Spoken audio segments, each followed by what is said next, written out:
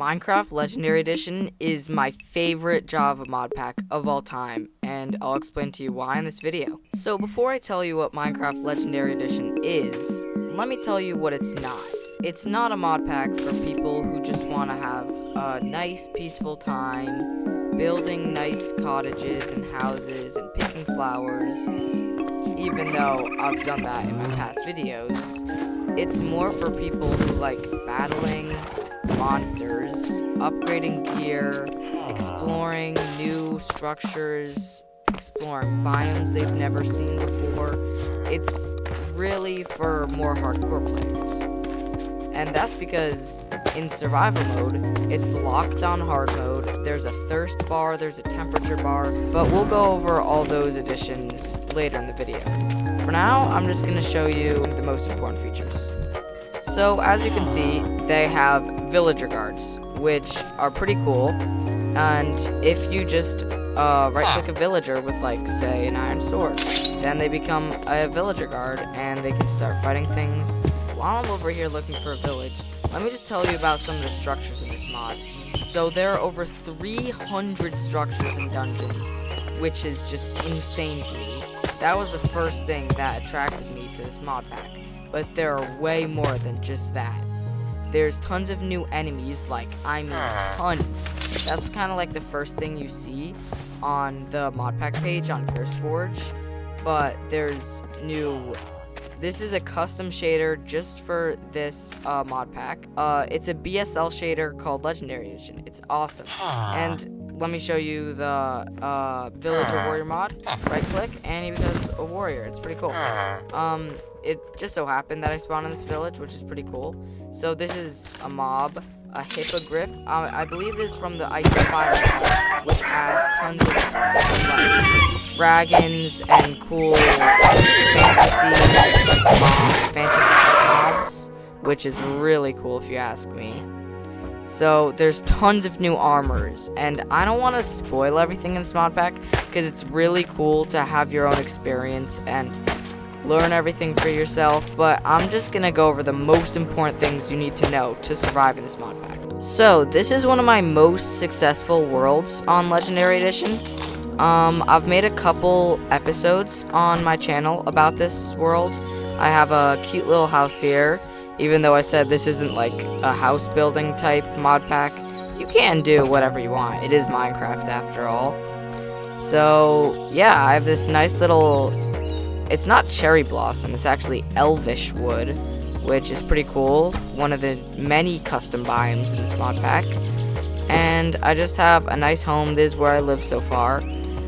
And yeah, this is my most successful one because this mod pack is insanely hard. As you can see right here, it is locked on hard mode. You can't play on any other difficulty unless you're in like creative mode.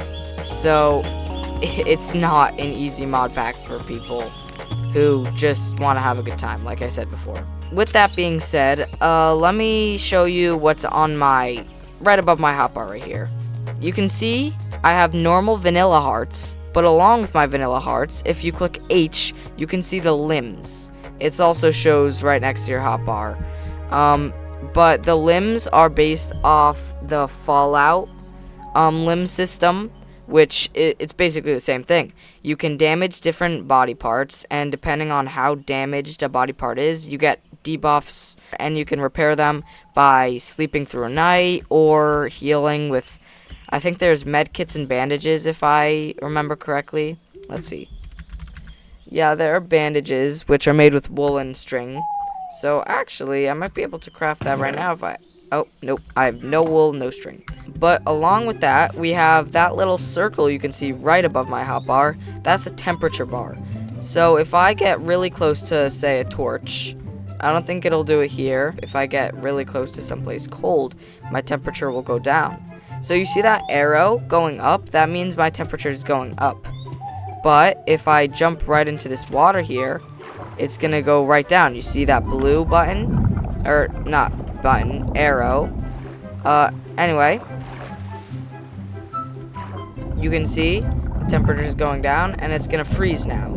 So once you can also freeze to death and die of heat stroke which are terrible things that you don't want to happen to you, so you have to balance out your temperature. In places like forests, where I am right here, it's not too hot, not too cold. I'm hot when I'm out in the open, but I'm cold when I hop in the water. So another thing you've probably noticed is this dash bar right above the thirst bar, which I'll get into after this. When you click Q on your keyboard, you can do a little dash, and it takes away thirst and hunger from you faster. So you don't want to do it forever, but it does regenerate over time, and it's a nice little thing to get away from enemies.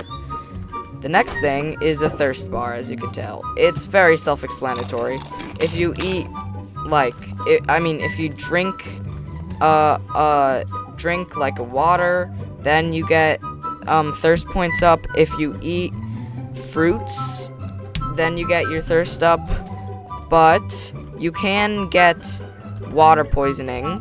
So to combat that, you have to purify your water, which I'll show you how to do right now. Take your furnace, put some coal in, and put your water bottle in. So now, first of all, you'll get heated by the furnace because it has fire inside of it.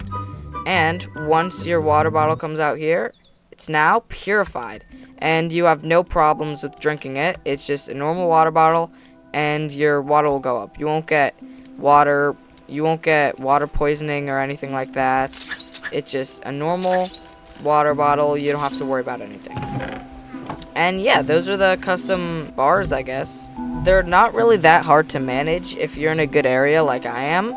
The hardest thing, in my opinion, is the water bar. Like, the temperature bar really isn't that hard to manage, especially if you have temperature changing clothing. Like, you can get warm clothes and cold clothes, kind of like in Legend of Zelda, Breath of the Wild, or Tears of the Kingdom. You can do stuff like that. That's what I compare it to. But there's tons of other games with that system in it. But some people really seem to hate it. I saw a lot of hate for that feature in the comment section, so I just wanted to explain it with you guys. So I'm gonna get out of my survival world here and go back into the creative world and show you a bit of that. I also forgot to mention, Legendary Edition is a pretty hefty mod pack, so if you don't have a great PC, you still can run it, but it needs a lot of RAM and memory opposed to graphics, opposed to a really good graphics card if you don't want to use shaders. Like, if I turn shaders off right now, my game is gonna go way faster and run way better. I'm sure if you guys have anything over 8 gigabytes of RAM, this mod pack will run perfectly fine for you guys' computer. You might just have to allocate a bit more RAM than normal, and I'll show you how to do that right at the end of the video. Anyway, enough hardware talk. Let's talk about monsters. So there are tons and tons of new mobs. I could probably scroll through the mob spawn eggs and for a long time. These are all the vanilla spawn eggs, but yeah, look at all those spawn eggs. That's insane. There's so many new mobs. You have to watch your back in any biome you're at. Not just like dark forests or caves. You have to watch your back everywhere. You could see a dragon flying up in the sky from Ice and Fire. You can see a random Cyclops. I'm talking about just Ice and Fire. But there are tons of other mobs too, from many other different mods. So you really have to be scared. Like, look at this thing. They're just pillager guys walking around, which the animations are awesome, by the way. They just look so lifelike. And look at this. Just a random... What is this? What even is this? I don't know. I think it's Ice and Fire. I don't think there's a dragon, is it? No, it's an amphitheater. This is an awesome jungle temple. The Gem of the Jungle. I feel like I've seen this structure somewhere. Maybe there's a When Dungeons Arise mod dungeon. I don't know, but there are tons of dungeons that you can explore. I really don't want to spoil much of the dungeons because that's kind of what makes this mod pack fun. Exploring dungeons.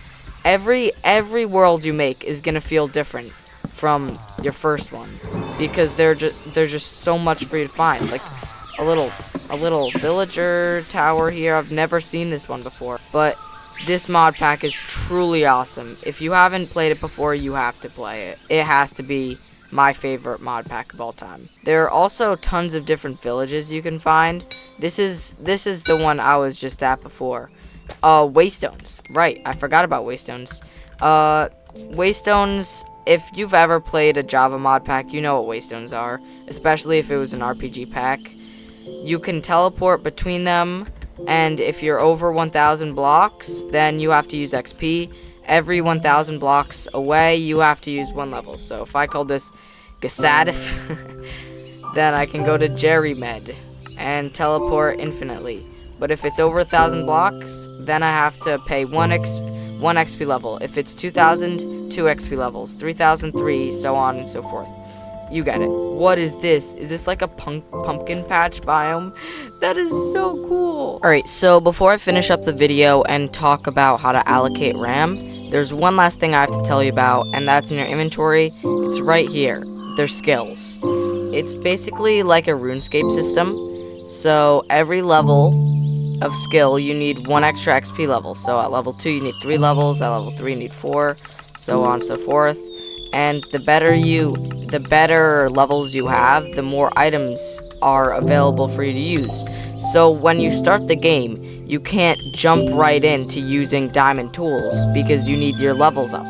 I mean, it's just like real life, but I feel like it's inspired by RuneScape because I'm a huge RuneScape fan. You've probably seen that on my channel, but yeah, it's basically like a RuneScape skill system. You need more levels to use better tools, and the more levels you have in a skill, the better you are at that skill. So I'm pretty sure it gives you like perks the higher level you are. Anyway, let's finish up this video. Alright, so that was basically the entire overview of this mod pack. There's much more that I didn't go over, but that's, I think, for you to find out, because what I told you today is basically the most important stuff you need to know if you're starting a solo world or a world with some friends on a server. So just hop right in and try it out for yourself. So before I end the video, let me just show you how to allocate more RAM into your mod packs. So once you've loaded up the mod pack from CurseForge or Modrinth or whatever you have the mod pack on, you'll have a little Forge installation here, and you go to Installations, then you go to Edit, and you can change the resolution. I play at 1440p because that's the type of monitor I have. And then you go to More Options, and the JVM argument is where you can change the RAM allocation. Right here where it says -XMX is where you can do it. Now, 4,096 megabytes of RAM isn't that bad, so you can just keep it at that if you want. But if you have more RAM that you can allocate, I use 6800, and that seems to run perfectly fine with me because I have 16 gigabytes of RAM and I don't want to use all of it. So 6800 works perfectly fine for me, but depending on the computer you have, you can change it to how you like. So that'll be it for today's video. I hope you guys enjoyed. Let me know in the comments, and I'll see you in the next one.